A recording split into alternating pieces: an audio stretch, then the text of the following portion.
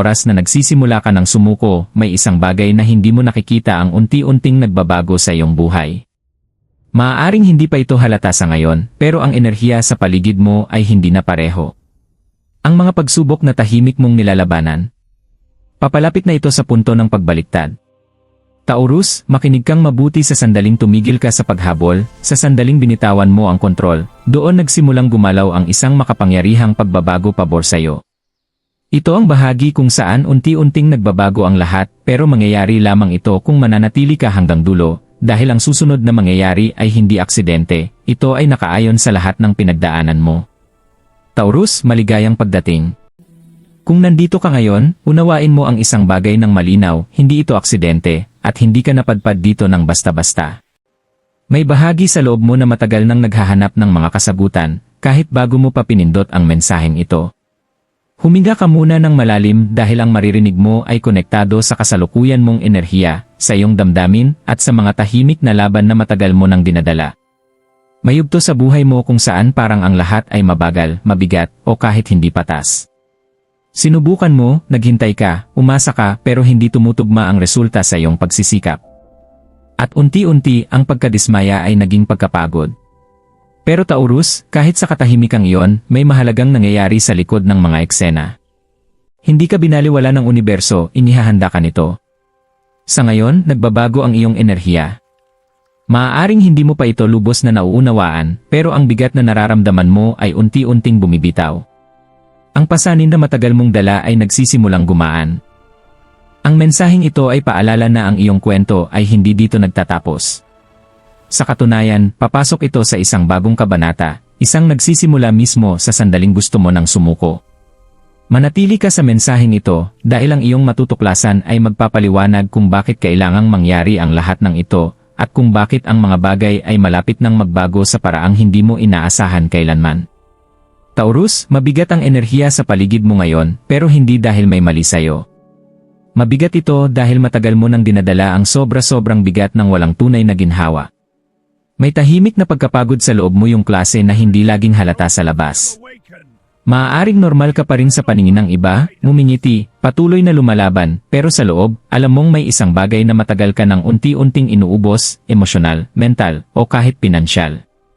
At ang pinakamasakit, sinubukan mo. Talagang sinubukan mo. Ibinigay mo ang iyong effort, pasensya, katapatan, at oras. Umasa ka na sa pagtagal ng panahon, magiging maayos din ang lahat kung magpapatuloy ka lang. Pero imbes na malinaw na progreso, ang naranasan mo ay mga delay, kalituhan, at mga sitwasyong nagpaduda sa iyo sa lahat. Taurus, dito madalas bumibigay ang iba pero hindi ka tuluyang bumigay. Huminto ka. Tumahimik ka. At sa katahimikang iyon, may mahalagang nagsimulang mangyari. Kahit parang walang pagbabago sa panlabas mong mundo, ang panloob mong mundo ay unti-unting nagbabago. Nagbago ang pananaw mo. Nagsimula mong tanungin kung ano talaga ang nararapat para sa'yo. Unti-unti mong binabawi ang enerhiya mo mula sa mga bagay na hindi na tama para sa'yo. At ang pagbabagong iyon, kahit gaano kaliit ang itsura, ay napakalakas. Dahil sa sandaling nagsimula kang mag-emotionally detach sa mga bagay na sumasakit sa iyo, nagsimulang mag-iba ang galaw ng enerhiya sa paligid mo. Maaaring kamakailan ay nalito ka, parang isang bahagi mo ay umaasa pa rin, habang ang isa naman ay handa nang umalis. Ang internal na conflict na yon ay hindi kahinaan, ito ay transformation. Taurus, ang nararanasan mo ngayon ay hindi random emotional stress. Isa itong transition phase. At ang mga transition phase ay laging hindi komportable bago ito maging makahulugan. May mga tao, bagay, o sitwasyon sa buhay mo na hindi na tumutugma sa enerhiya mo. Pero hindi madali ang pagbibitaw para sa'yo dahil isa kang taong malalim magmahal at mag-invest. Hindi ka madaling sumuko. Nananatili ka. Sinusubukan mong ayusin. Sinusubukan mong ipaglaban. Pero ngayon, tinuturuan ka ng buhay ng ibang leksyon-leksyon tungkol sa redirection. At kahit parang nagkakagulo ang lahat, ang totoo ay unti-unting nag-aayos ang direksyon mo. Dahan-dahang inaalis ng universe ang mga bagay na hindi na para magpatuloy, kahit nakadikit pa ang puso mo rito. Maaaring napansin mo ang ilang maliliit na senyales kamakailan, mga delay na nagiging cancellation, mga taong lumalayo, mga opportunity na hindi natutuloy tulad ng inaasahan mo. Hindi ito parusa, Taurus. Mga senyales ito. Mga senyales na nagbabago ang landas mo. Dahil kapag nagsimulang mag-evolve ang enerhiya mo, hindi na kayang manatili ang lumang sitwasyon mo. May dapat gumalaw. May dapat magbago. At minsan, nagsisimula iyon sa pagkawala, katahimikan, o kalituhan. Pero ito ang mas malalim na katotohanan na kailangan mong marinig. Walang nasayang sa lahat ng pinagdaanan mo. Bawat delay, bawat disappointment, bawat sandaling pakiramdam mo ay stuck ka, lahat iyon ay humuhubog sa direksyon mo. Binubuo nito ang emotional strength sa loob mo na hindi mo agad napapansin. At ngayon, Taurus, nasa dulo ka na ng pagbabagong iyon. Kahit hindi mo pa ito lubos na nakikita, may isang bagay ng unti-unting nagbabago pabor sa'yo. Taurus, balikan natin sandali ang nakaraan. Hindi para saktan ka, kundi para tuluyan mong maintindihan kung bakit kailangang mangyari ang lahat ng iyon sa paraang nangyari. May yugto sa buhay mo kung saan mas marami kang ibinibigay kaysa sa natatanggap mo. Dumating ka ng may consistency, katapatan, at totoong intensyon, pero kahit ganoon, hindi tumutugma ang resulta sa iyong pagsisikap. Sinubukan mong bumuo ng isang bagay na matatag, ligtas, totoo. Pero imbes na stability, ang naranasan mo ay delays, hindi pagkakaunawaan, at mga sitwasyong unti-unting nauubos ang iyong emosyonal na lakas. At ang pinakamahirap doon ay hindi mismo ang laban, kundi ang kalituhan. Dahil sa loob mo, paulit-ulit mong tinatanong, bakit hindi ito gumagana kahit ginagawa ko naman ang tama? Taurus, matagal mong dala ang tanong na yon. Maaaring may mga relasyon kung saan ibinigay mo ang buong puso mo, pero ramdam mo pa rin ang kakulangan ng appreciation o pagkakaintindi. Nanatili ka pa ng mas matagal kaysa dapat, umaasang gaganda pa ang sitwasyon. Naniniwala ka sa potential, hindi lang sa realidad. At nang hindi ito nag-work, hindi lang ito sakit, binago nito kung paano ka magtiwala. May mga panahon din ng financial o career struggles, mga sandaling pakiramdam mo ay nagsusumikap ka pero walang malinaw na progreso. Nagtrabaho ka, naghintay, nag-adjust, pero ang stability ay parang laging malayo. Parang palaging hinihingi ng buhay ang pasensya mo nang hindi ipinapakita ang gantimpala. At unti-unti, ang pasensya ay naging frustration. Nagsimula kang magduda sa timing mo. Nagsimula kang magduda sa mga desisyon mo. At minsan, pati sarili mo ay kinwestiyon mo. Taurus, doon talaga nabuo ang bigat na dala mo. Dahil kapag ang isang tulad mo, grounded at committed, ay hindi nakakakita ng resulta, nagkakaroon ng internal pressure. Hindi ka marunong basta sumuko, kaya mas lalo kang kumakapit. Mas lalo kang nagsusumikap. Mas lalo kang nagtutulak. Pero hindi lahat ng bagay ay napapagana ng effort lang. May mga bagay sa buhay mo na hindi talaga para magpatuloy, kahit gaano mo pa pinilit. Pero hindi ito agad tinanggap ng puso mo. Kaya nanatili ka sa mga sitwasyong mas matagal kaysa dapat, umaasang magbabago ang hindi naman dumating sa oras na gusto mo. At sa paglipas ng panahon, doon nabuo ang emotional fatigue. May mga sandaling pakiramdam mo mag-isa ka sa laban, kahit may tao sa paligid mo. Parang ikaw lang ang may dalang responsibilidad, emosyon, at expectations ng walang tunay na support. Hindi mo man sinasabi, pero pagod ka na sa loob. Hindi mahina kundi pagod lang. At dumating ang yugto kung saan nagsimulang lumayo ang mga bagay. Maaaring nagbago ang mga taong pinagkatiwalaan mo. Nag-shift ang mga sitwasyong inaasahan mo. At may mga plano na biglang hindi natuloy. Doon nagsimulang magbago ang inner world mo. Nagsimula kang mag-detach, hindi dahil tumigil kang magmalasakit, kundi dahil wala ka ng ibang choice. Hindi mo na kayang ibuhos ang enerhiya mo sa mga bagay na patuloy lang kumukuha sa'yo. Kaya umatras ka. At sa una, pakiramdam ay pagkawala yon. Parang unti-unting nawawala ang lahat sa'yo. Pero Taurus, iyon pala ang simula ng proteksyon. Kahit hindi mo pa ito naiintindihan noon, tahimik kang inaalis ng buhay sa mga sitwasyong hindi natugma sa iyong growth. Hindi lahat ng umaalis ay pagkawala, minsan, ito ay pagliligtas na hindi mo pa nakikita. Pero sa sandaling iyon, ang nakikita mo lang ay kung ano ang hindi nag-work. Ang nararamdaman mo lang ay kung ano ang hindi nangyari. Ang naaalala mo lang ay mga sandaling sinubukan mo pero walang nagbago. Kaya pakiramdam mo ay stuck ka. Parang nasa pagitan ka ng nakaraan na hindi gumana at hinaharap na hindi pa dumarating. Pero mahalagang maintindihan mo ito. Kahit sa gitna ng struggle na yon, hindi ka tumigil sa pag-grow. Bawat disappointment ay nagturo ng awareness. Bawat delay ay nagturo ng patience. Bawat emotional hit ay nagturo ng boundaries. Hindi ka lang naghirap, nag-evolve ka rin. At ngayon, kapag binalikan mo ang yugto na yon, hindi ka na ang taong pumasok doon. Dahil may nagbago sa loob mo. Hindi mo na tinatanggap ang empty promises tulad dati. Hindi mo na ibinibigay ang unlimited access sa enerhiya mo. Hindi mo na binabaliwala ang red flags para lang mag-work ang isang bagay. Iyan ang growth, Taurus. Kahit dumaan sa sakit. At ngayon, pagkatapos ng lahat ng iyon, may isang bagong bagay na unti-unting nabubuo sa iyong enerhiya. Taurus, dito nagsisimulang mag-shift ang lahat, kahit hindi mo pa ito ganap na nakikita. May isang sandali sa buhay ng bawat tao kung saan tahimik na may nagbabago sa loob nila. Hindi ito maingay. Hindi ito dramatic. Pero binabago nito ang buong direksyon ng kanilang landas. At para sa'yo, nagsimula ang sandaling iyon noong napagod ka na sa sobrang pagsisikap para sa mga bagay na hindi nagbibigay ng kapayapaan pabalik. Maaaring hindi mo ito tinawag na pagsuko sa una. Marahil ang pakiramdam ay pagod lang, emosyonal na paglayo o unti-unting pagkawala ng interes sa mga bagay na paulit-ulit ka lang nasasaktan. Pero sa totoo lang, may isang makapangyarihang nangyayari. Sa sandaling tumigil ka sa paghabol sa mga bagay na hindi na umaagos para sa'yo, nagsimulang mag-reset ang iyong enerhiya. Taurus, mahalagang maintindihan mo ito dahil ang tingin mo na walang nangyayari ay talagang isang nakatagong phase kung saan ang lahat ay inaayos pabor sa'yo. Noong sobrang attached ka pa, emotionally invested, at palaging sinusubukang ayusin ang lahat, nagkakawatak-watak ang enerhiya mo. Nakafocus ka sa outcomes, sa mga tao, at sa mga sitwasyong hindi stable. Bawat disappointment ay nagturo ng awareness. Bawat delay ay nagturo ng patience. Bawat emotional hit ay nagturo ng boundaries. Hindi ka lang naghirap, nag-evolve ka rin. At ngayon, kapag binalikan mo ang yugto na yon, hindi ka na ang taong pumasok doon. Dahil may nagbago sa loob mo. Hindi mo na tinatanggap ang empty promises tulad dati. Hindi mo na ibinibigay ang unlimited access sa enerhiya mo. Hindi mo na binabaliwala ang red flags para lang mag-work ang isang bagay. Iyan ang growth, Taurus. Kahit dumaan sa sakit.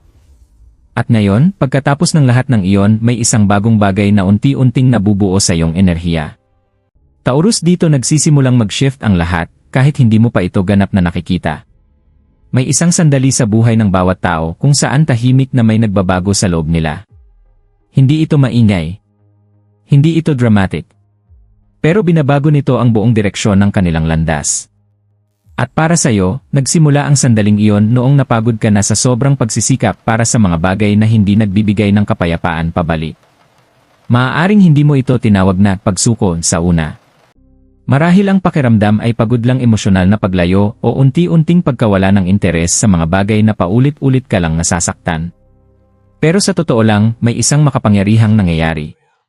Sa sandaling tumigil ka sa paghabol sa mga bagay na hindi na umaagos para sa'yo, nagsimulang mag-reset ang iyong enerhiya.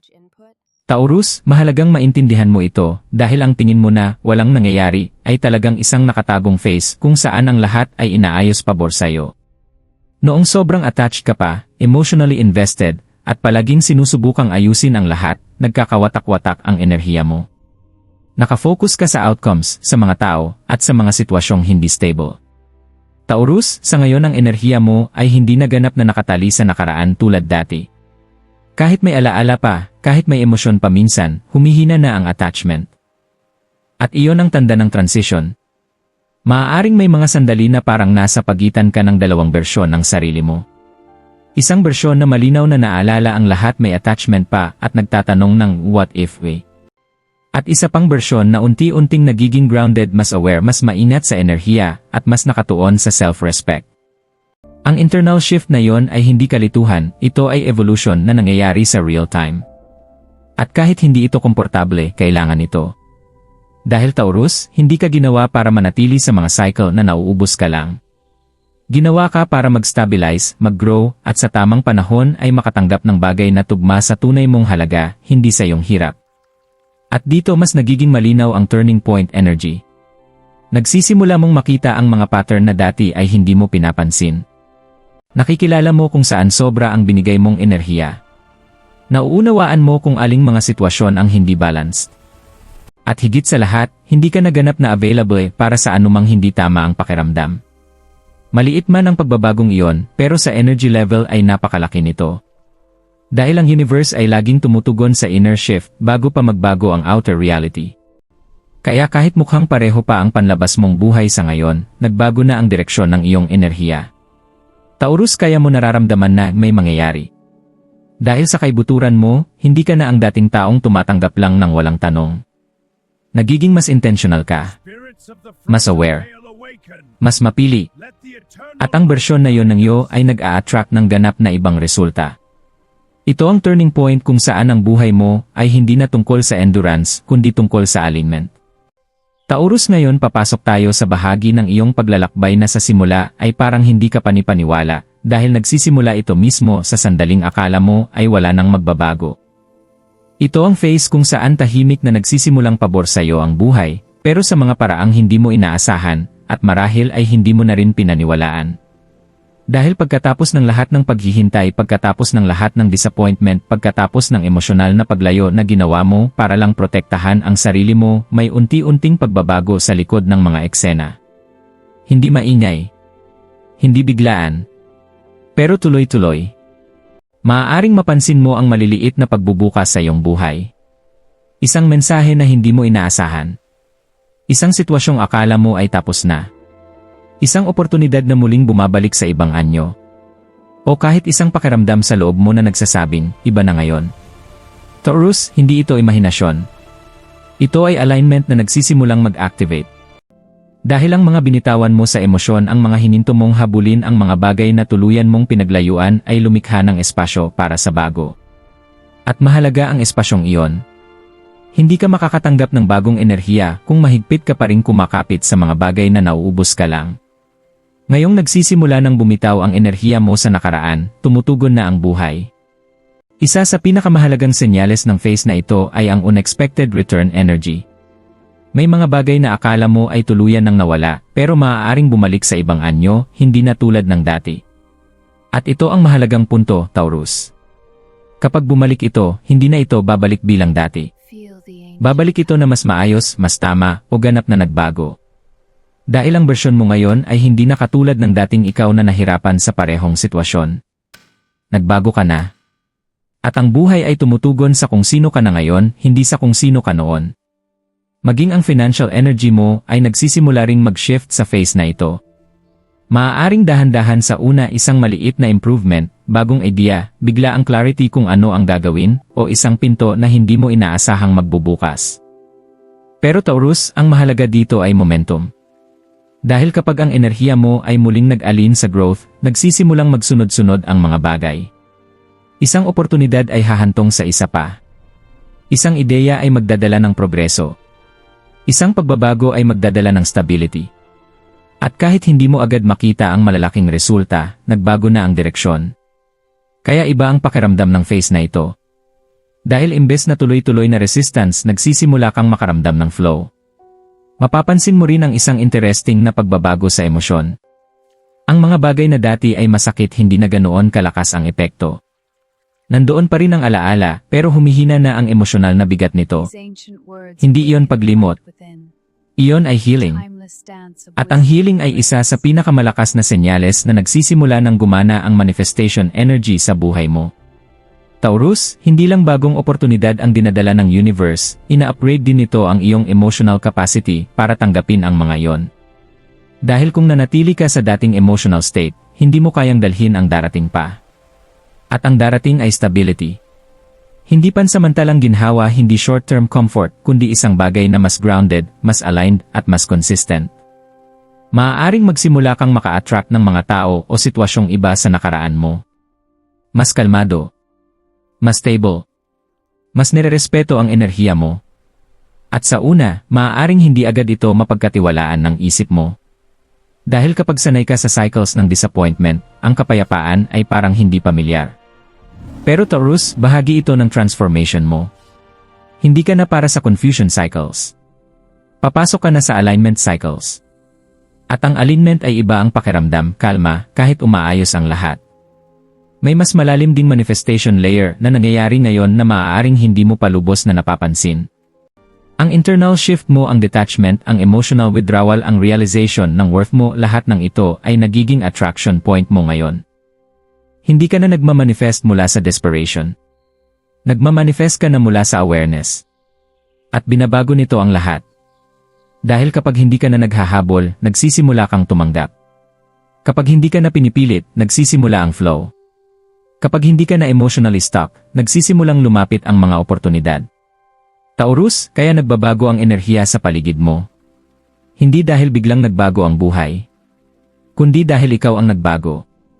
At ngayon, ang susunod na phase ay hindi na tungkol sa struggle. Ito ay tungkol sa pagtanggap ng mga bagay na nadelay, sa anyong sa wakas ay may katuturan para sa iyong paglalakbay. Taurus, ngayong narating mo na ang bahaging ito ng mensahe, may isang mahalagang bagay kang kailangang maintindihan ng malinaw.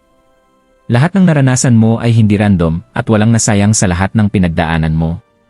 Kahit ang mga sandaling bumali sa iyong expectations, kahit ang mga sitwasyong nagpaduda sa sarili mo, kahit ang mga panahong pakiramdam mo ay walang nangyayari, hindi iyon senyales na pinabayaan ka. Iyon ay senyales na nire-redirect ka. At ngayon, nasa punto ka na ng iyong paglalakbay kung saan dahan-dahang pinapalitan ng clarity ang kalituhan. Pero Taurus, ang clarity ay hindi laging dumarating bilang malakas na sagot. Minsan dumarating ito bilang tahimik na pag-unawa sa loob mo, isang pakiramdam na hindi ka na ang dating taong nai-stuck sa parehong cycle. Nag-evolve ka. At dahil nag-evolve ka, hindi na maaaring manatiling pareho ang buhay mo. Isa sa pinakamahalagang dapat mong tandaan ngayon ay ito. Hindi lahat ng umaalis sa buhay mo ay pagkawala. At hindi lahat ng nade-delay ay failure. Minsan ang delay ay proteksyon, minsan ang katahimikan ay paghahanda. At minsan ang endings ay disguised beginnings. Taurus, hindi ka kailanman itinadhana para manatili sa mga sitwasyong patuloy kang inuubos o pinagdududahan mo ang sarili mong halaga. Nandito ka para lumago lampas doon. At ang growth na iyon ay nangangailangan ng distansya, pagninilay at emosyonal na paglayo sa mga bagay na hindi na alin sa iyong mas mataas na landas. Ngayon, habang sumusulong ka, maaaring may mga sandali pa rin ng pagdududa. Normal iyon. Ang transformation ay hindi tuwid na linya, may emosyonal itong alon. Pero ang kaibahan ngayon ay hindi ka na nalulunod sa mga alon na iyon.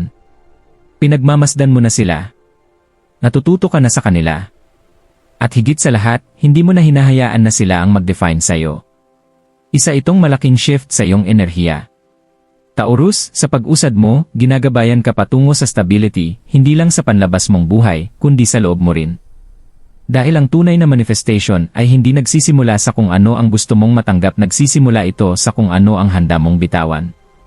At nagsimula ka na sa pagbitaw. Pagbitaw sa lumang expectations. Pagbitaw sa emotional attachments na nauubos ka. Pagbitaw sa pangangailangang pilitin ang mga bagay.